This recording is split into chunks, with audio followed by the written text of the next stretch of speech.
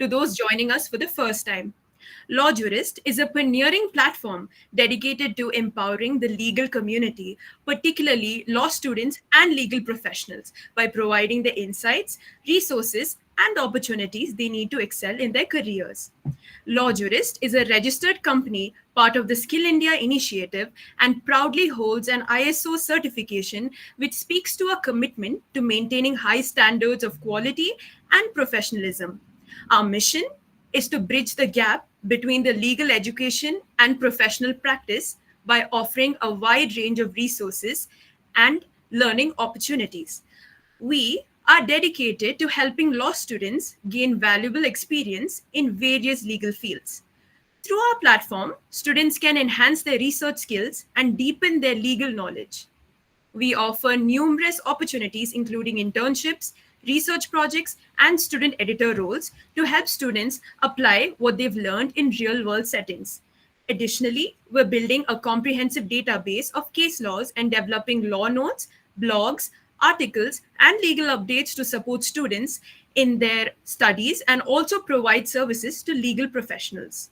Whether you're preparing for your legal career or looking to build a strong professional identity, Law Jurist is here to support your journey.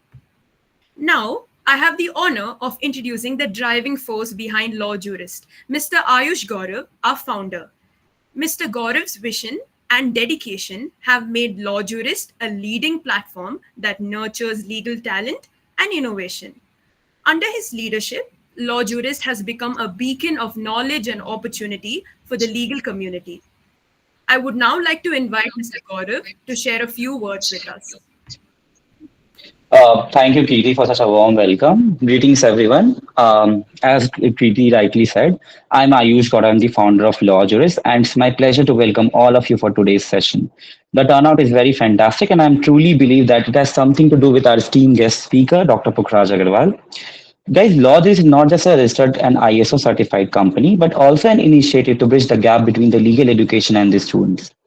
We work with an immense dedication to provide students and professionals the resources that are essential to thrive in legal world and become the vision to have a gain in the prominence of legal community with a short period of time since our inception.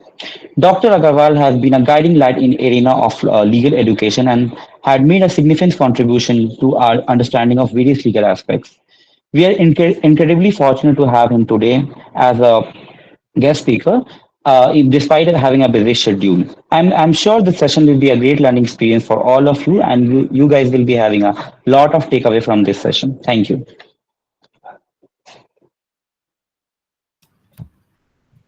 Thank you, Mr. Gaurav, for your inspiring words. Next, I have the pleasure of introducing our distinguished guest speaker for today's session, Dr. PUKHRAJ Agarwal, who is the Associate Professor in the School of Law, Christ Deemed to be University, Bangalore. He has been teaching at the school since 2014 at UG, PG, and PhD levels.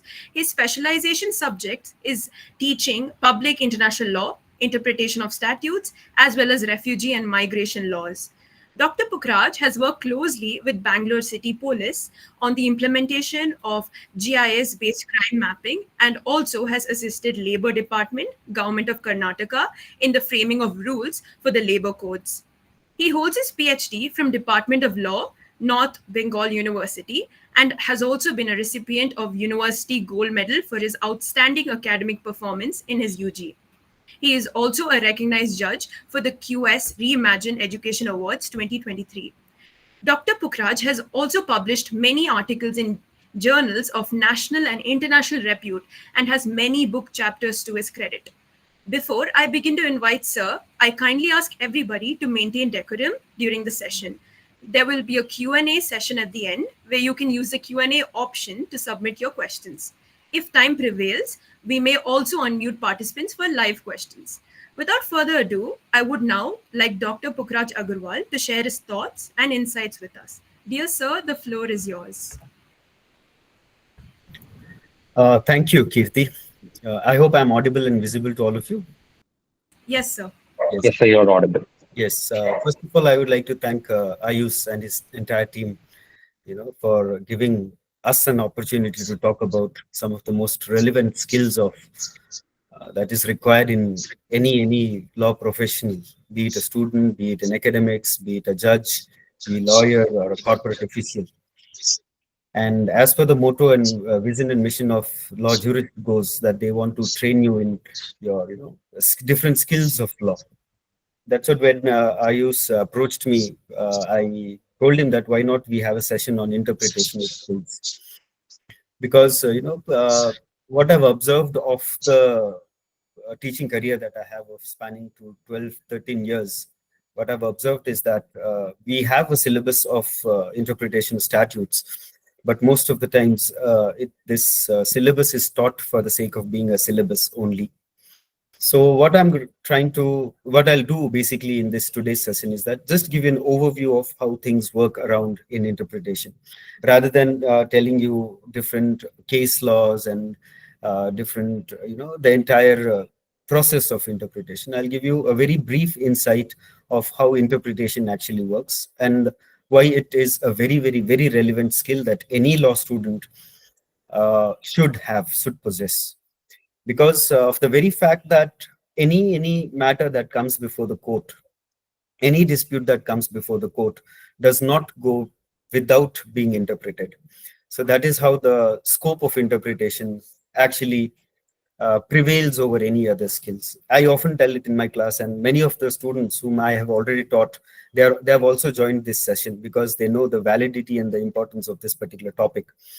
So I always say that you can just look at Constitution of India, you can look at the Nyaya Sanhitas that are there, you can look at Contract Act, you can look at criminal laws, you can look at any different laws that are there. Thousands of laws are there, be it enacted by the state legislature or by the central legislation. But the only fact that remains at the end of the day is that how are you going to interpret it? So in order to understand what is interpretation, we'll have to understand the problems that are there in English language. We all often speak in English. We have good command over the English language, but how many of us actually have good command over the legal language? That's the question that needs to be asked here. The language that we use, definitely it is in English. High Court, Supreme Court, we go and function in English, and some of the lower courts, they tend to do in the vernacular language. But when it comes to law, understanding of law, it definitely has to be understood in a common language that is spoken between the law people, basically. That's the importance of interpretation of statutes. And understand, my dear friends, that interpretation is not it's not an easy skill to gain. It requires a lot of practice and understanding, reading, and most so reading judgments per se. The more and more judgments you read, the more and more case laws you read, the more and more interpretational clarity you will get it. Therefore, interpretation is nothing. If you ask anyone, they'll say that it's basically the judge's judgment on what the dispute is all about. And if, I can see that there are many students here, and I think there are from first year to fifth year and even LLM, and they have graduated, and many of them might be into teaching careers also. So please understand one very simple logic behind interpretation is that interpretation is not fault finding, definitely not. Interpretation is not translation. Interpretation is just looking at one very simple thing, is that how do I get into the intention of the person who enacted it, or who created it, or who made it. Now let's go back to our the first thing. If I have some slides, if you want me to project some slides, I can do that. But before that, I'll just give you a brief of what interpretation looks like. How does it play an important role in the entire judicial setup that we have? So I was talking about English, difficulty in English language and legal language. And I'm very much sure that as per the Bar Council rules, we have legal language and legal writing as a core important subject there. In this, most of you might have studied legal words, legal terms, legal maxims, how to draft, and all those things, drafting, pleading, and all those things. But then don't you realize all of a sudden that why are we studying legal language, and why are we studying legal maxims? Because they are anyway written in English only, right? So the problem arises here, or you can say the solution is there in the problem itself. What's the problem is that any given word, any given sentence, any given phrase, any given section can have multiple meanings as per the understanding of what an individual wants to understand that way. And it happens very commonly in our day-to-day life, between us, between friends, parents, teachers, students, whatever it is. So what we try to convey might not go the same way to the person who is receiving, who is at the. Therefore, the problem, what we can see is that, I didn't have the intention to talk about this, but then it came out inadvertently like this. Oh, my intention was this. This is exactly nothing but an interpretational problem. Then how do I get to find out that what was your intention? This is very common, because I can go to a person who is talking to me and just clarify to him and say that, see, you told this to me, whatever ABCD is, I didn't understand it, or I didn't like the mannerism in which you spoke. Could you please clarify what you wanted to say? Then the other person will definitely try to clarify what his statement was all about. Very possible. If you are in a telephonic conversation also, this is possible. If you are in chatting also, it is possible. If you are in social media also, it is possible to get clarifications. Just imagine that, let's take an example of Indian Contract Act, which was passed in the year 1872. And in 1872, they gave the definition of contract, then they gave the definition of agreement, void ab initio, voidable agreements, all the definitions are used. Promisor. For obvious reasons, there might be some confusions that arise in the mind of the people as to what culminates into a contract from agreement. Now, is it possible for any one of us who has that confusion in our mind to go back to 1872 and seek a clarification from the British who sat down and drafted that particular law? That's the problem there. So how do I get into it? How do I find that meaning? It's the English language that is written, but the English language is different from the legal language in the sense that legal language, the law language, is much more technical than the English language. One simple example. What do you understand by the word arms? ARMS. Arms, in a biological sense, it's arm, but in legal sense, it can have multiple meanings. Similarly, you will have seasons. What do you mean by seasons? Seasons can be the 4 seasons. Season can be the seasoning that you put in a dish. And there might be multiple meanings to any given situation. These are all the broader terms that we are looking at. But in my teaching experience, where I've come across multiple judgments, I've seen that words like an, the, or, and also has been misinterpreted, misunderstood, and which has led to confusions in the court of law. So when it comes to the technicality of a language, because English language, the language basically is its code signal between two individuals. If the code signal language is similar, it's very simple for us to understand what that code is. But when the language is different, the code signals also become different. And then the understanding of that code signal also becomes different. This is the problem in legal language, and on top of that, we have seen, since 1960s, basically this new feature has come out in law, which is known as plain language movement, which was earlier actually a very, very discredited language that was there in legal sphere. And once upon a time, it was also stated that the lawyers never charged the fees based on their arguments in the court of law, but they charged fees based on the number of pages that went as a draft. So you can just imagine how lawyers, when the printing press basically started, I'm taking you to the history of law language problem. Printing press started and the manipulation started happening. The lawyers, who were the so-called lawyers then, they started drafting the plains or written statement of those times in bulk numbers. And that led to the creation of legalese or jargons, which is still prevalent in today's legal terminologies. So we are not come out of that jargons, but then in 1960, there was a professor called Peter Tyersma. He came out with a movement called as plain language movement, which is now very much applicable. If you see the court judgments also, if you read court judgments, if you see the plaint, if you see the written statement also, the court insists that it should be drafted in a plain, simple English language, which have jargons and which does not have, you can call it as multiple meanings, basically. Not the dual meanings, but multiple meanings. So interpretation is nothing but to give the exact meaning to that multiple meanings that were there in the law. Now, there is no problem with the judgment. There is no problem with the plain. There is no problem with the written statement. But the problem lies with the law itself, the draftsmen or the people who have drafted that law. And you might have observed, right? And how difficult it becomes for any even student like me also, or any professor for that matter, or even judges, to start looking at the interpretation of that particular term that is used. Let's take a very simple example and we'll understand it that way. And I often cite this example to almost, it's been 11, 12 years I've been teaching interpretation, but this is my favorite example that I always cite. And if I think the hosts can allow someone to unmute and then they can raise their hands and give me an answer to this question, or they can put it in the chat also, I'll be happy enough to receive these answers. What do you mean by vegetable? What is your understanding of the term vegetable?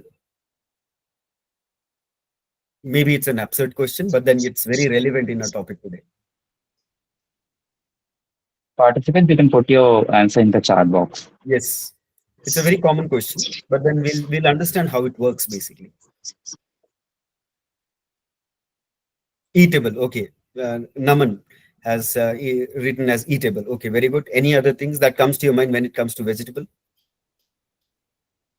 I'm not asking whether tomato is a vegetable or not in this case. I'm just asking you, what is vegetable? The edible matter in vegan, okay. Any fruit comes from trees we can't eat without cooking, okay. That's a vegetable. Edible part of a plant, okay. Sometimes leaves, yes, leaves also becomes vegetable. Sometimes stems. Edible product, vegetable, okay. Very good. We have an understanding of vegetable in a very layman's language, right? But what if I say that the same vegetable, the term vegetable, needs to be defined in a very different understanding when it comes to law? That's what the beauty of law is. I can see some more answers coming in. Any part of plant consumed as food, something different from eatable, vegetative state. See, Vasavi has given a completely different interpretation of vegetable. See, he talks about the vegetative state when an individual is not in his common senses, basically. This is what exactly problems are there. So I'll give you an example. So in this case, a very famous case, Ram Prasad, Budhay Prasad versus sales tax officer in UP. This matter came up before the court of law. They said the question was that the question was with regard to the meaning of vegetable itself. Now, if I go with any layman's understanding of vegetable, I can say that, okay, everything is a vegetable which is green in color, or which is edible, or which is grows in trees or plants and bush, underground, and all those things can be vegetable. But the problem here was, and if you would have listened to me very carefully, I used the term, the citation of the case was Ram Prasad, Budhay Prasad was a sales tax officer. So it has something to do with sales tax. Now, the confusion was that whether vegetables as such should be taxed under Sales Tax Act or not. And the law said that vegetables should not be taxed. That was the law. The matter that came before the court of law was whether betel leaves comes under the category of vegetables or not. I hope you're getting what I'm trying to say. I hope I'm audible, Ayush. You're audible. Yes, sir, you're audible. Question before the court came that whether betel leaf, pan ka patta, it's green in color, it's edible, whether that comes under the category of vegetable or not. Now you decide, what should it be? Whether it should be a vegetable for the taxation purpose, or whether it should not be a vegetable for the taxation purpose. This is, I think Vijay Lakshmi has raised her hand. Can you please unmute her?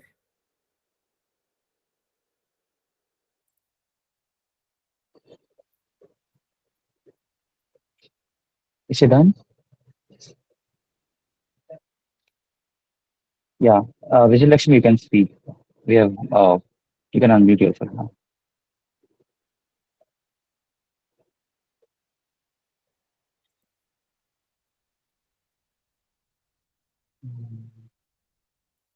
Okay. Oh, okay, by mistake. Okay, fine. Yeah. So what I was saying that whether betel leaf is a vegetable or not, I'll leave it unto you. You can go to the case, you can read it, and you can find out whether betel leaves should be vegetable or not. And there, this is a very common problem in law. You might say that, okay, this is a very small term, a simple term, but the technicality of law wants it to be interpreted in technical terms of law. That's what interpretation is all about. Let's take another example, because these are very common examples, and all the law students across, all the law students should know these examples with the case laws also. There was one very important case of Riffles versus Wishalos, in which the matter came before the court as to what is chicken. Chicken is chicken. Most of you eat it. I'm a vegetarian. I don't know what the categories of chicken can be, but then there are broilers, there are desi chicken, and I don't know, basically, right? But then the matter in this particular case came as to what is chicken, because the court was not concerned about what chicken is all about, but the court was concerned about the commercialability of the chicken, whether it should be taxed or not, because the law prohibited any such type of tax on, again, the commercial activity of the vegetables or the chicken. Then the matter came before the court. The court says that the plaintiffs claim that no, we are not supposed to, we are supposed to pay levy the tax. That's the government. And the defendant says that no, we are not supposed to pay the tax because it is an eviscerated chicken. Now, eviscerated chicken, when I tried to find it out, they say that all the intestines and all those things are removed from the chicken. Then the plaintiff said that no, if it is eviscerated chicken, then you have to definitely, you might have processed it. The defendant said that no, we didn't process it. There was no process that the chicken went through. We took it out naturally after culling it. There was a fix. What do you mean by chicken? And on top of that, eviscerated chicken. Thousands of such examples, thousands and millions of such examples. So what I'm trying to tell you here is that every judgment that you read, is a matter of interpretation. And my friends, I should also tell you one very simple logic here is that if your interpretation skills are good, if you can tell the court that, my lord, your lordship, this is what the interpretation is all about, and you can prove that interpretation holds good for the matter of justice, then definitely you can turn the judge towards your side and the justice will be rendered in your favor. Because judge is nothing but is listening to both the parties. The other party will also definitely try to give his own way of interpretation. You are also trying to give your own way of interpretation. The judge has to incline to that particular interpretation which actually establishes the word that is intention of the legislature. So interpretation is what? In a very brief line, after all this, is interpretation is to find the correct meaning of a word or a phrase or a section or an act, anything, to find out the true intention of the legislature.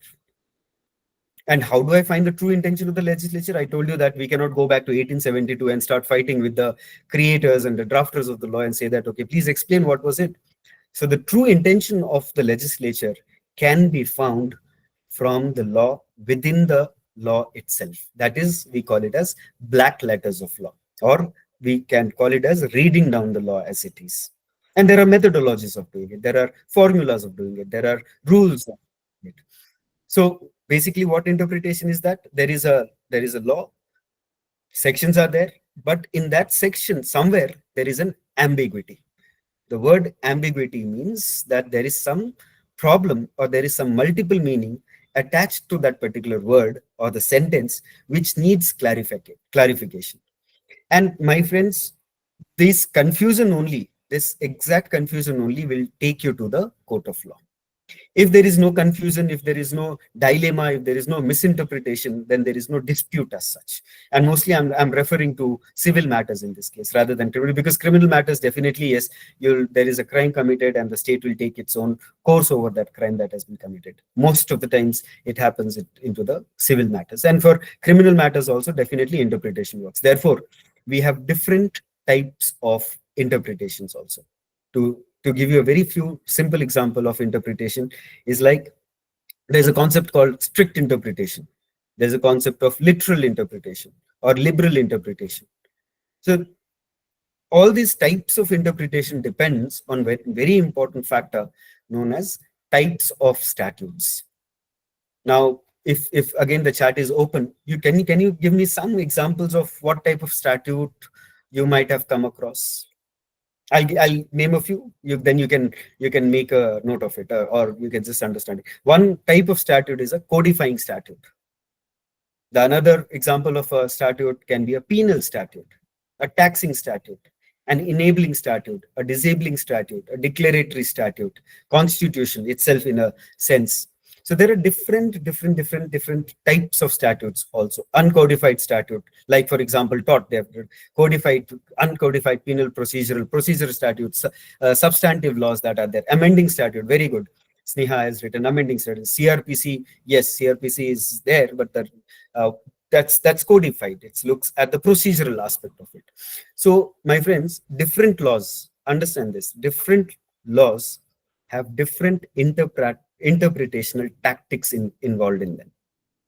Are you getting what? Broadly, we'll classify them into substantive and procedural laws, and then we proceed further. But no, that's not the thing that needs to be stopped there.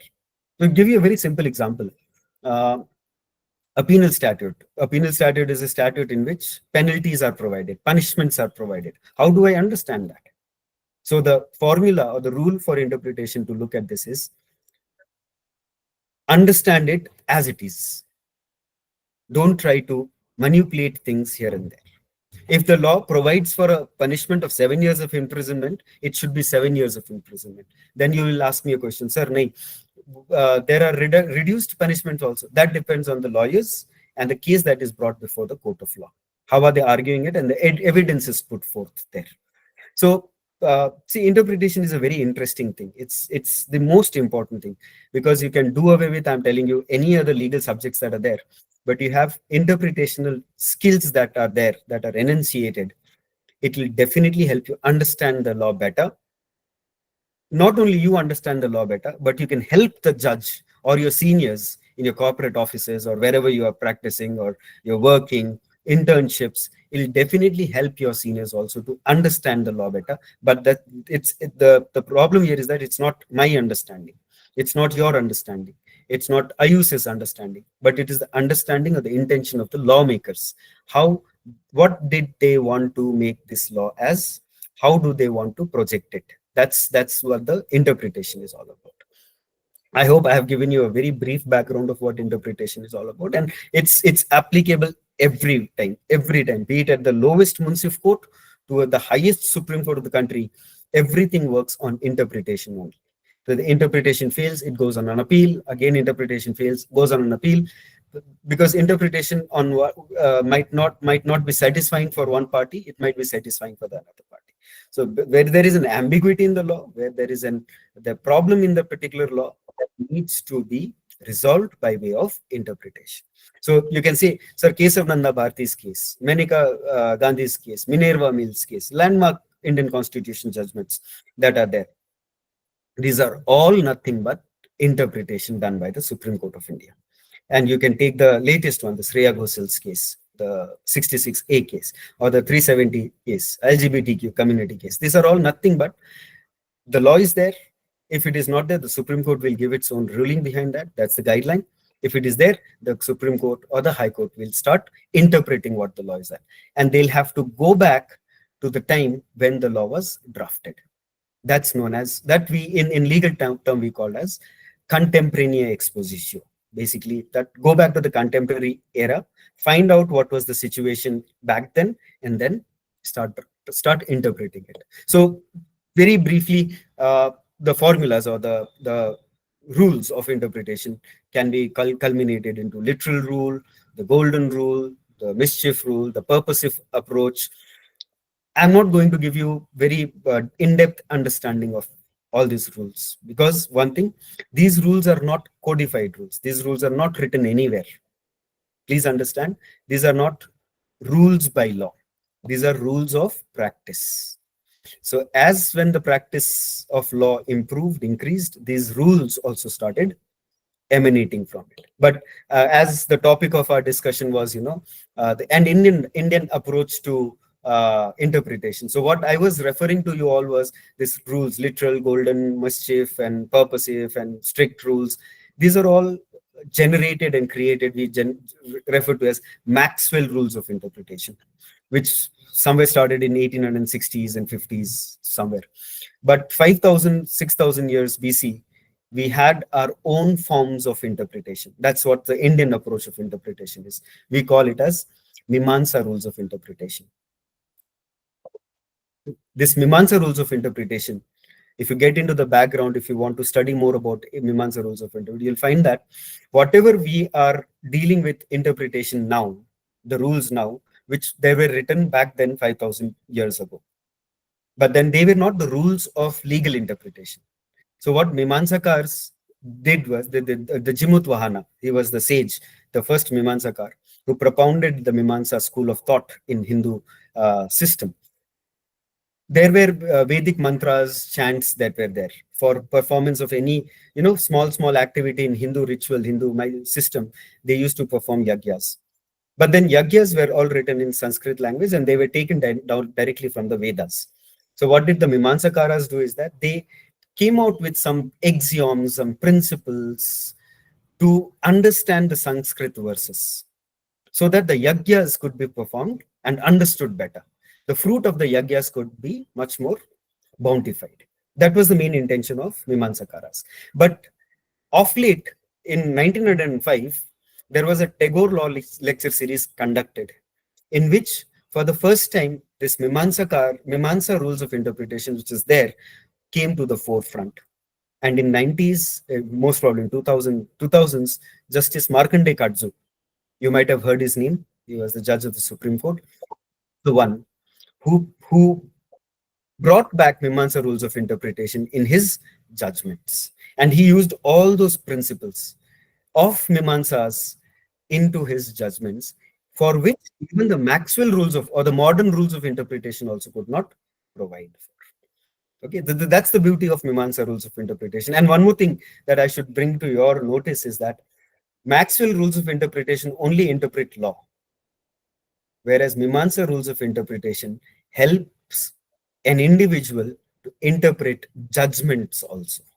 That's the beauty of Mimamsa rules of interpretation.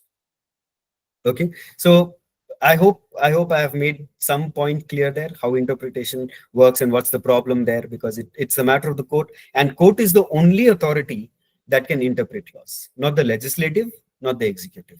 Legislature, once it makes the law, it becomes functious officio. That means it does not do anything about it until and unless an amendment is made. Executive can only execute the law, but the only task that can be done of judgment and rendering interpretation can be done by the court only. And who is the court? You and me, we are the court. Why? Because we are the ones who go to the court of law, who tell the judge that this is a valid judgment. This is the valid interpretation. Please interpret it accordingly. After weighing all the arguments and evidences and everything, the court will decide which interpretation should be taken care of. That's how interpretation works. So now, what is the literal rule of interpretation? Literal rule of interpretation means don't interpret. I always use this word, don't interpret. Why? Because literal means what? What is literally written there, the black letters of law. Don't do anything about it. So it's the Maxwell rules of interpretation says that if the language is plain, clear, unambiguous, then unnecessarily don't bring in double meaning there. Don't bring in manipulative meanings there. If the language is very clear, grammatically it's very clear. So if vegetable was very clear that this is vegetable, then there was no need for bringing in. If betel leaf was not in question, then vegetable never came for any question there. So betel leaf came in there. Betel leaf was considered as a problem there, whether it should be taxed or not to be taxed. Then the matter arose. Otherwise, vegetable was considered as well. The categories were mentioned as vegetables. So literal rule of interpretation says that don't interpret if the words are not ambiguous, if the words are very plain. But then, yes, there are few disadvantages of also this. I'll not talk about that because that might take a longer time. The advantages and disadvantages are of this. Golden rule, the next very important rule, says that the name itself is golden rule. It says that if there is a problem and if there are two susceptible meanings that can be attached to that particular word, then give meaning to that word which suits best to the intention of the legislature.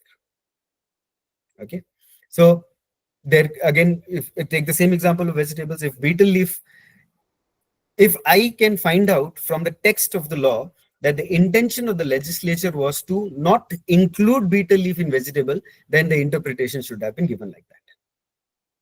or otherwise. So how do I find out that intention? Is by reading through the black letters of law. And the mischief rule, the third very important, or the purposive rule we call it as, it takes us into some categories. It says that, okay, if there is a problem in a law, first of all, find out when was that law made, what was the common law, what was the common law, that means what was the principle established even before the law came into existence, how did the society function, and what did the law that was passed provided for the remedy. So basically it says that you go back to the history of that lawmaking process and find out why was that law made, and what was the mischief that was curated in the society by way of that particular law. If that mischief is curated in 1960s or 70s, then you'll have to find out the meaning from there. But the most underlining, the most important, striking feature of interpretation is, how do I find the intention of the legislature? How do I get into the minds of the people? How do I get into minds of the legislature? They are all sitting in parliament. We don't even have access to them. They have given us a law. We have a barrack with us.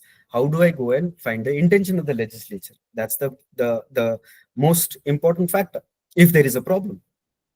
So there is also a principle behind that. It's known as, the four corner rule, or in again legal maxims I will be using is utres magis valeat comperiet. These are longer ones. There are these rules. They say that the best person who can help you out with the intention of the legislature is the law itself. And how do I read that law? We have to read that law as a whole. Don't come out of that particular law. So I'll give you a very simple example. Say, for example, if someone is reading a book, any type of book, novel, in fact, in fiction, any type of, any book, and you come across a word which you didn't understand, what do? Anyone? Even Kirti can answer for that matter. So if I don't know the meaning of a word, I usually go to, I think if it's a law word, then I would first prefer. Oh, it's a very general word. There might be some sophisticated word. You're reading any book, not a law book. You come across a word which is very, very confusing and ambiguous. You're not getting the meaning. What do? So I usually I might go to Google and check, sir, or I might even go through a dictionary to check the meaning behind the word. Okay, very good. I'll give you a situation, any one of you, all of you, if you're listening to me, you don't have Google, you don't have mobile phone, you have no internet, nothing, and you don't have dictionary also. How do you find the meaning? Ishi has raised her hand. Vijay Lakshmi, okay. There are many people who have raised their hands. If you can unmute them. College library, presume by context. Okay. We can put in the chat box, guys. If you can't, if you are unable to move it, you can reread the sentence. Sanidhya is saying, Sanidhya is there. Yes, Tanvi, we will go through the glossary of the book only, approaching the senior, maybe through the context. We might asking someone. These are the techniques that we'll do. But I'll say that you don't have any recourse to anything. No seniors, no juniors, no dictionary, no internet, nothing. You have only that book with you.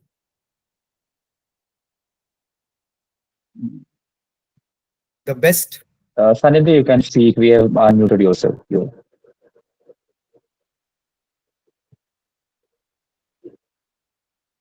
Sanidhya, he has written, get the context by rereading the sentence. So if you ask me, I read that sentence twice, thrice, 4 times. If I don't get the meaning through that sentence, then I'll go through the sentence before that or after that. What's the sentence out of that? Then I'll ask myself, I'll read the whole paragraph. If I'm not getting it through the paragraph, I'll try to get into the chapters, the chapter title or the paragraphs preceding and succeeding it. If I don't get through the chapters also, I'll get back to the previous chapter or to the next chapter. I'll try to find the chronology. If I don't get it through there also, then I'll go to the title of the book, the author. I'll read about the author. I'll read about the content. I'll read about the acknowledgement. I'll read about. So what I'm trying to do here is that I'm trying to find the meaning within the book itself. That's what exactly intention of the legislature is all about. So if there is an ambiguous term, and as some of you have correctly pointed out, please, please, please read the text in the context in which it is written. Never ever as a law student read or understand things that is beyond the context. That's very important. So I gave you the example of betel leaves. That betel leaves came in the context of tax, not otherwise. Otherwise, vegetable would have remained vegetable. I'm telling you again and again. That is the technicality of law. Let's take one more other example. All the labor legislations. I always give this example because it's very common to understand this. All the labor legislations will have the word defined as workman. Now, what is a workman? Workman is any man who's working. But why do you think in different labor legislations, workman is defined differently? In Factories Act, he is different. In Employees Insurance Act is different. In Contract Labor Regulation Act is different. In Industrial Dispute Act is different. The definition of workman will be different. Why? Because the context in which that workman is defined in that particular law will have to be defined in that way, interpreted in that way. Again, not otherwise. That is legal language. That is the technicality of legal language. So yeah, I just can't say that a workman is an employed person, as someone has said. Because as per law, if I'm a law person, I should know. Then if someone asks you, can you please define who is a workman? You should ask, in what context are you asking? Under which law are you asking about it? That should be your reply. See, because then you'll be able to define who is a workman if you have good knowledge of labor legislations. Are you getting me? So that's the technicality. And how do I know about what is the meaning of the word? Please read the word in the context in which it is written and through the words or the sentences or the sections in the statute itself. So what do we call it as? It's known as parts of statutes. As I told you, there are different types of statutes. One statute will have different parts of a statute. And it starts from the very top: title, long title, short title, preamble, objects and reasons, commencement clause, definition clause, marginal notes, headings, chapter headings, rule making clause, substantive clause, numerous. And very importantly, in a law, even a punctuation mark like comma, semicolon has its own specific meaning. You cannot do away with, because in many judgments, comma has turned the entire law upside down. Now, you cannot go and say that, oh, sir, it was a typographical error. The offset printer made a comma error. It cannot be argued like that. Comma hai to hai. Us comma ke piche bhi ek intention zarur tha. That's the intention. You have to find out. And if the court says that, no, this comma was inadvertent, it should not have been placed, then it is up to the court to decide that interpretation. And the court will direct the legislature by, is comma ko hataiye, amend kijiye isko. Remove it, please. Because this is creating more confusion. It's better not to have a comma there. But if comma is there, that means the intention of the legislature was to put that comma there, or a semicolon there, or a full stop there, or a omission there. This is what the exact understanding of interpretation is all about. And also, as I told you, the parts of statute, every part correspond to each other. They cannot be, any law cannot be read in isolation. It can never be read in isolation. So if you're reading one section of a law, it's definite that you have to read the other sections of the law, other parts of the law also. And many times it happens that you might not get the meaning in that law. What will you do? Can you go to dictionary, Oxford Dictionary or Black's Law Dictionary? Yes, you can, but then the principles of interpretation say that you should avoid doing that. Because the truest intention of the legislature, the man who drafted the law, can be found in the words where he put down his words, then and there itself. Otherwise, and we call this as internal aids to interpretation that are in the statute itself, the whole book that is there. And anything beyond the statute or the parts of statutes, it's known as external aid to interpretation. That's beyond. For example, I gave you examples of textbooks, dictionaries, foreign judgments, you know, parliamentary history. You might have heard the debates in the parliament on certain laws. These debates can also help in, interpretation if it is not there in the law, if you cannot get the intention in the law itself. And if the two laws are of the same genre, or if they are of the same subject matter, we call it in law as statutes in pari materia. They come out from the same logic, then you can refer to the statute again, means together. So for example, IP laws, or for example labor laws, or for example environmental laws, Water Act, Air Act, Wildlife Protection Act, all these environment protection, these are all statutes in pari materia. They form the same club of the sub. Then you can refer to these statutes. But please always read, whenever you come across a new law, a mantra for you, please read the historical background of that law first. Read the object and reason of that law first. Try to clarify in your mind, by why was this law made? There must be, laws cannot be made inadvertently. And overnight also it cannot be made. There is a process, there is a long process, there is a long thought process behind it. And if you get to find out that intention, why was it made, this law was made, or why was this section inserted or omitted or substituted, it will be very easier for you to go and argue in the court of law, saying that this is the main logic behind this particular law or the section, and the interpretation should be like this. So if there is no ambiguity, don't interpret it. If there are multiple, two or more interpretation meanings attached, find out the best meaning which gives the intention the legislature. If that is also not possible, go back to the era in which it was enacted, that is known as mischief or purposive approach. And if you identify, therefore identification of types of statutes are very important. So you cannot go for liberal interpretation of penal statute. भाई दे दो sir, इसको कैसा भी सजा दे दो, 1-2 साल की दे दो, ऐसे नहीं चलता है. 7 साल है, 10 साल है, it has to be like that. It depends on the court, on the gravity of the matter, whether to reduce it. They cannot, even the court cannot aggravate. Sir, 7 साल की लिखा, चलो मेरा मन है 10 साल का दे देता हूँ. That also does not work. So for strict interpretation, penal and taxation also. So if there is a taxation, the tax that has to be levied, it has to be levied. You cannot say that I am not going to pay.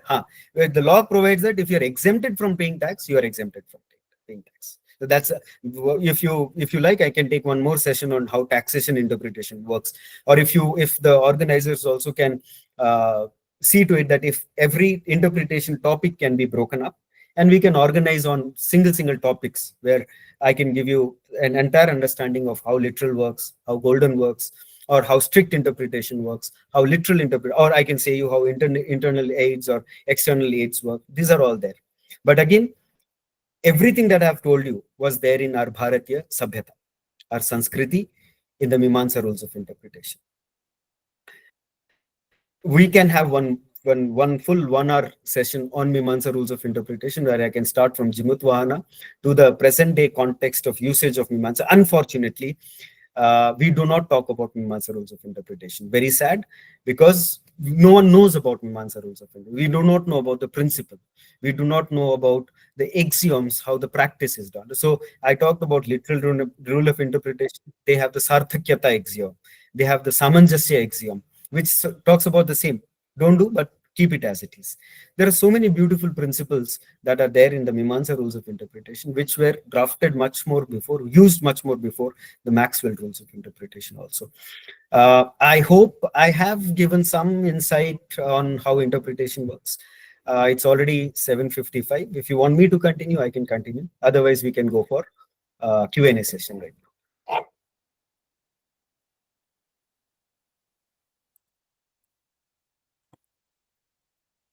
Participants, if you have any query, you can just put in the chat box, or you can just raise your hand. We'll be unmuting you.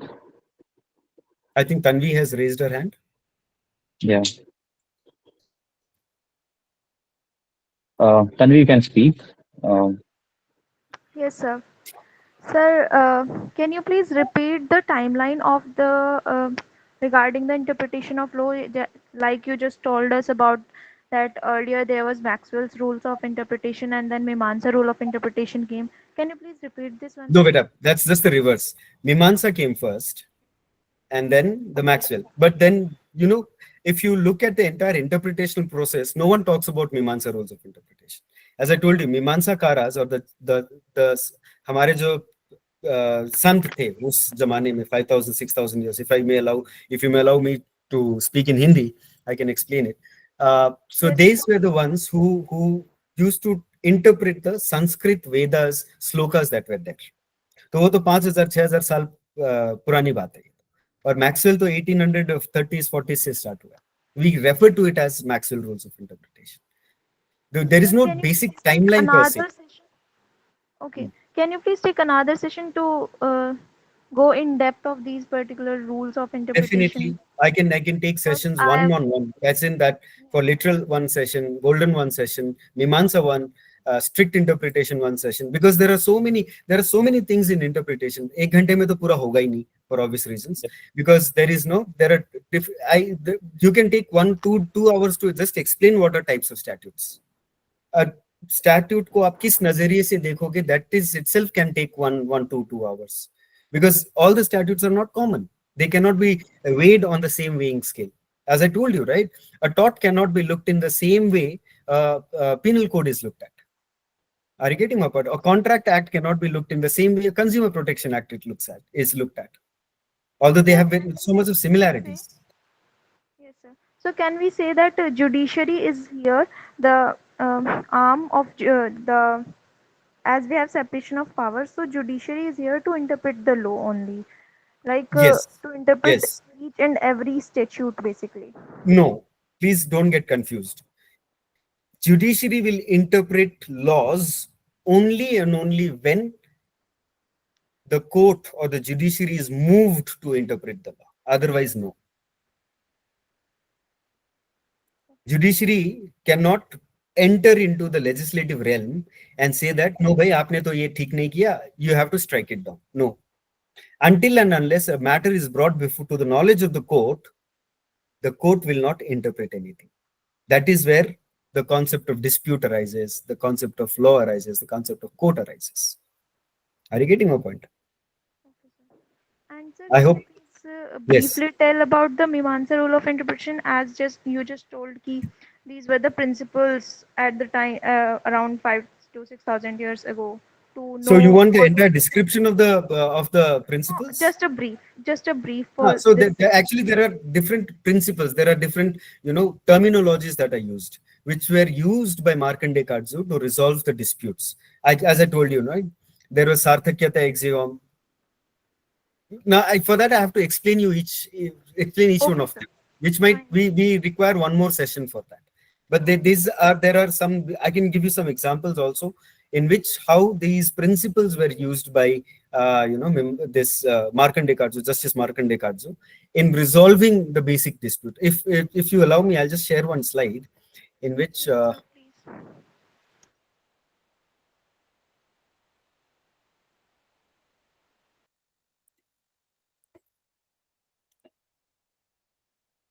I had prepared some slides also, but then I thought that it will be too monotonous.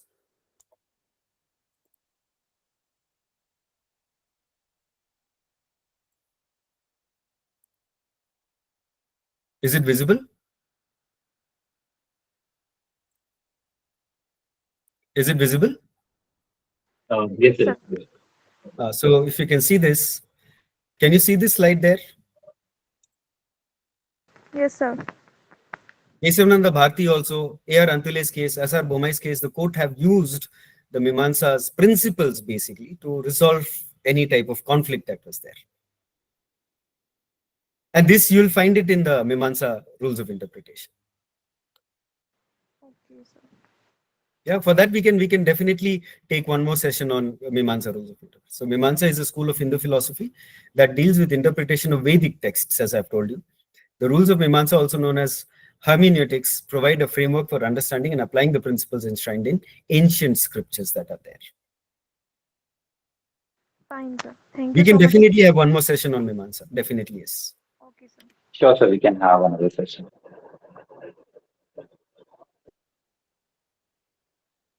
Any more questions? As Mohammed, as I told you, for that Prakarna principle and all the principles, as I've already urged the organizers, we can definitely have one more session on the entire axioms and then the entire principles that are there. I hope you understand, because if I start randomly talking about Prakarna principle, then others who are listening to it will definitely not understand what is this Prakarna principle. I hope you understand. And I definitely look forward to, hold one session on Mimamsa rules of interpretation. Shiv Nidhi is there. Sir, Yes. sir, you told us about the four corner rule. Can you please repeat the legal maxim that you told regarding this? It is ut press, ut. Please type it in the chat box. Just a second, please. Okay, sir.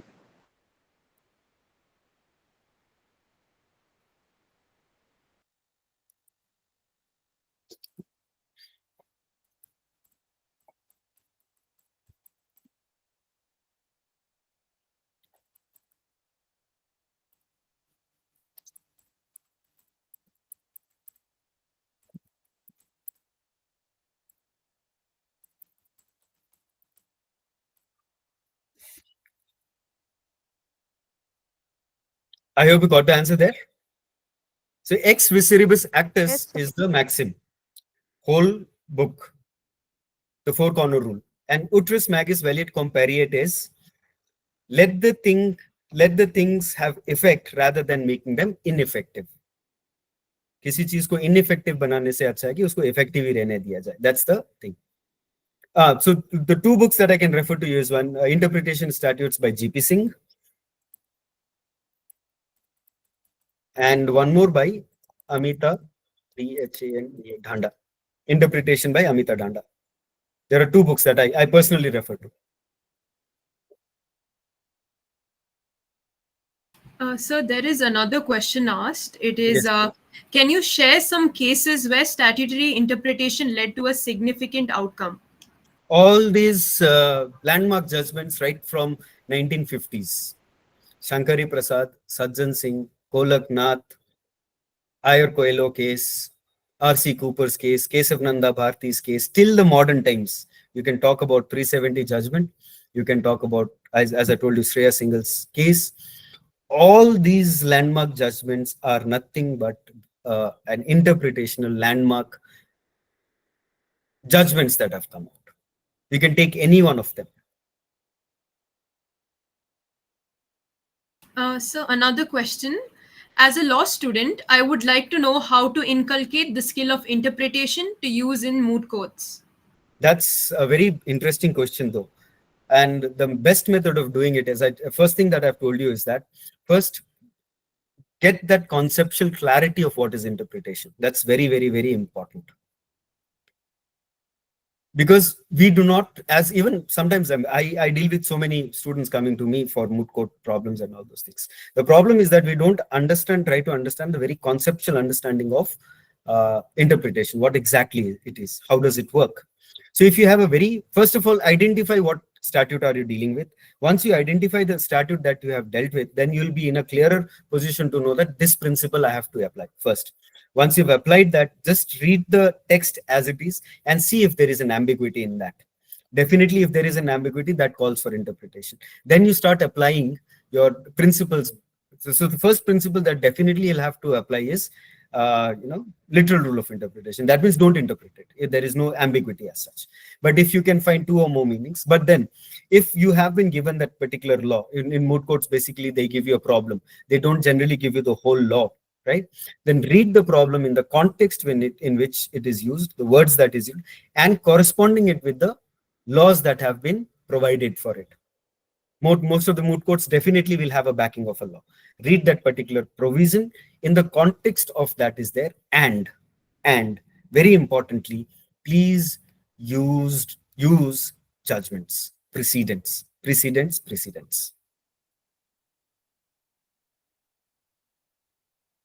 So another question: if only courts interpreted the statutes when they are asked to do so, then why do the courts take cognizance or suo moto of the issues floating in the society?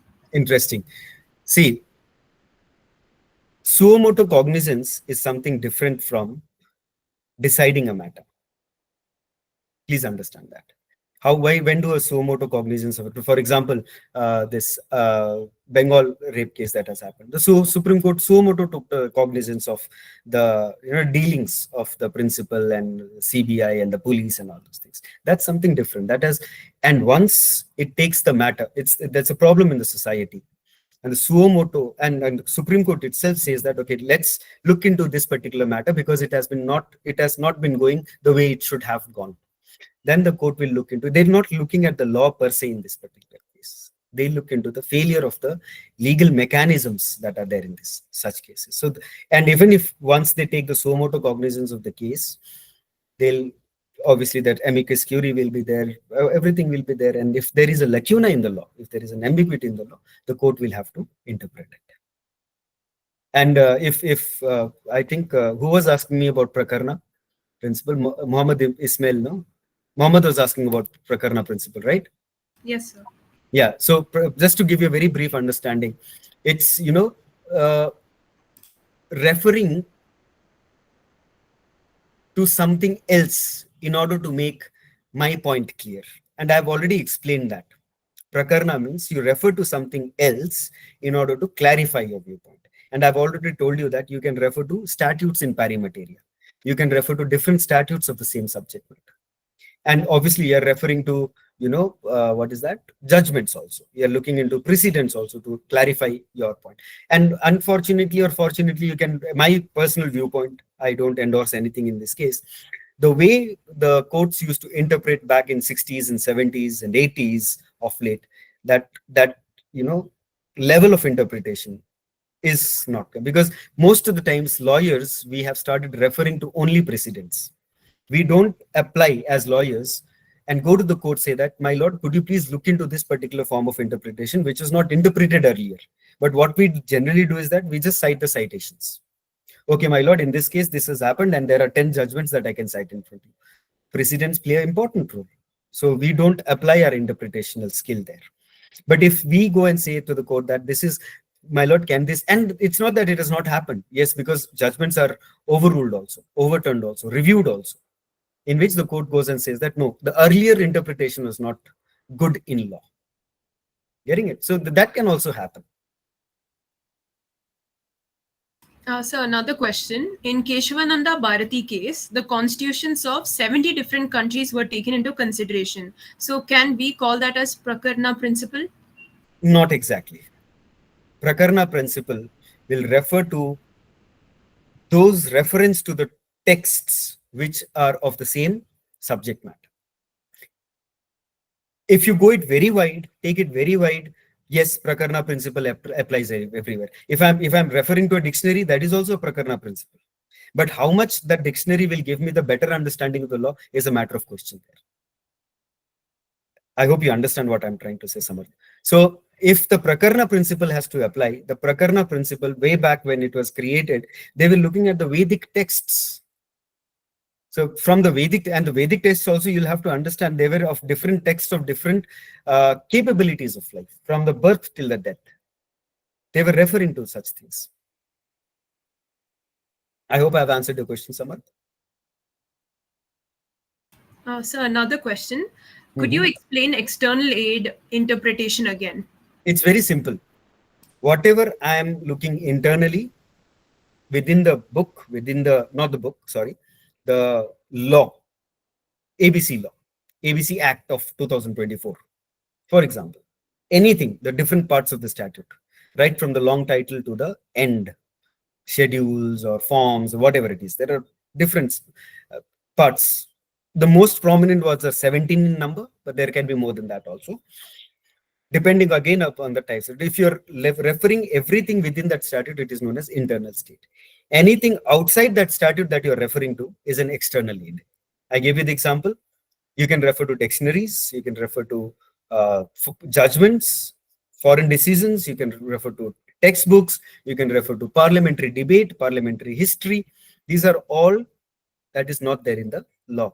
That is known as external aid. But caution, the rules of interpretation says that you should not directly go to the external aid and then come to the internal aid. First, अपने आप में झांको, where is the problem, find it out, solution there, then you go outside and say that from outside, I'll take the help. The law principle says that you should not inadvertently go outside and seek help and then come inside. The court will also not accept it. You'll say that, oh sir, I have looked into GP Singh's interpretation statute books and I come with this interpretation. नहीं, पहले law में क्या लिखा वो बताइए, law को कैसे समझेंगे उसको बताइए, लॉ में इंटेंशन क्या है वो समझिए पहले. अगर everything fails, if everything fails, then you have to go to external aid. And that too, it's there, it's not that. But then the courts very cautiously use external aids because that might not be relevant to the context of the case. That's the problem there. I hope I've answered, Vijay Lakshmi. Yes. Anyone else? This is your time if you want to use. Otherwise, yes, it's already 8:12, I can see. The session was between 7 to 8. We started 5 minutes late. We can take 5 more minutes.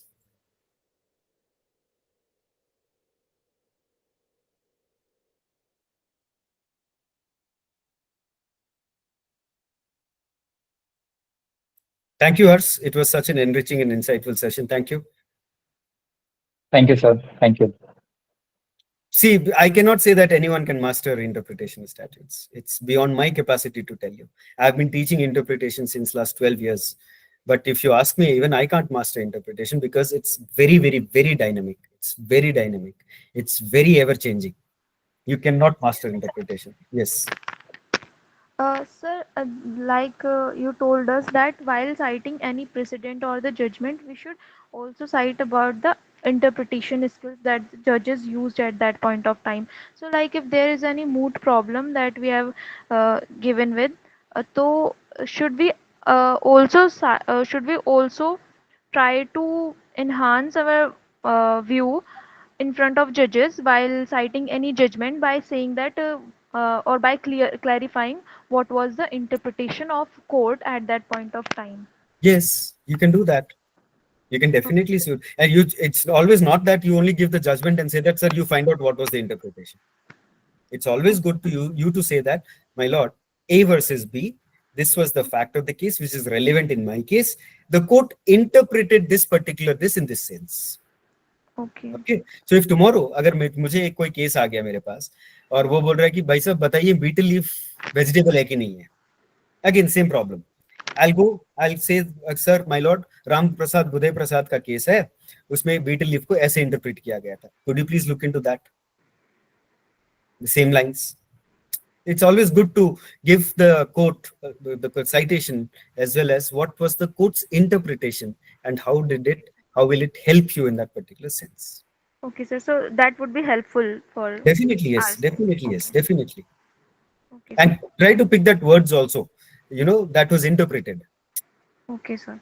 That's very important. So in that case, the court interpreted this word this way. Okay, sir. That makes you much more, they'll obviously presume that you have, researched well. You have gone into the depth of the context. And one more thing, before we part ways, the underlining principle and the only mantra that I can give to anyone, all my law student, is that whenever you come across law, any part of law subjects, law career, whatever, anything that is related to law, please do not assume things in law. I always tell this to the students, don't assume things. There is no assumption in law. There is only presumption in law. There is no assumption in law at all. Sir, I assume this had been written like this. Nahi chalta aise. Court works only on presumptions of law, not assumptions of law. For this assumption and presumption, we can have one more session, one full 1 hour session on assumption and presumption. How do you balance legislative intent with avoiding absurd outcomes when applying the golden rule? Okay, see, interestingly, one party has to lose judgment data. The balance is not in your hands.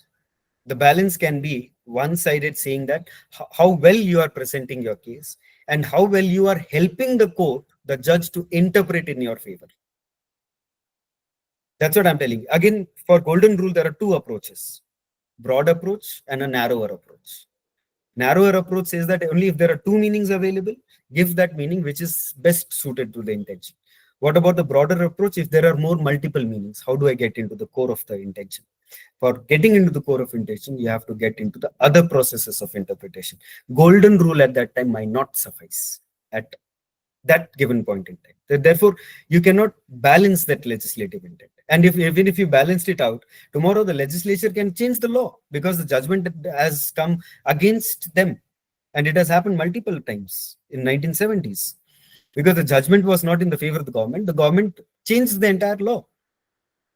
Are you getting over? So this also can happen. So there is no straight jagged answer to say you that this is the balance, this is the weighing scale, and I've balanced the legislature. But most of the times, yes, golden rule helps clarify that intention whenever the question arises, that ambiguity that is arising there. Shall we wind up if there are no questions then? Yes, sir. Okay. Thank you so much, dear sir, for such an enlightening and thought-provoking session. On behalf of everybody at Law Jurist, I would like to express our deepest gratitude to Dr. PUKHRAJ Agarwal for delivering such an insightful and enriching session today. Your expertise in public international law and your experience in collaborating with key institutions have truly broadened our understanding of critical legal issues. We are especially thankful for the engaging way in which you presented complex topics, making them accessible and relevant to our audience. Your ability to connect theoretical concepts with real-world applications is invaluable for students and professionals alike, inspiring us to think critically about the legal challenges we face today. Thank you once again, sir, for being a part of this event and for inspiring us with your wisdom and expertise. We look forward to future opportunities to learn from you and hope to continue benefiting from your valuable insights as we strive to bridge the gap between legal education and practice. I would also like to sincerely thank Mr. Ayush Gaurav, the visionary behind Law Jurist, for his unwavering dedication to creating opportunities for the legal community. Under his leadership, Law Jurist continues to serve as a beacon of knowledge and support for students and professionals alike, bridging the gap between legal education and practice. Lastly, a huge thank you to all the participants for joining us today and for your active engagement through the session. Your enthusiasm and commitment to learning are what make these events successful and impactful. We look forward to welcoming you again to our future sessions and continuing this journey of growth and knowledge together. Have a wonderful evening, everybody. Thank you once again. Thank you. Thank you for hosting Thank me. you, everybody. Thank you, sir. Thank you, everybody, for joining.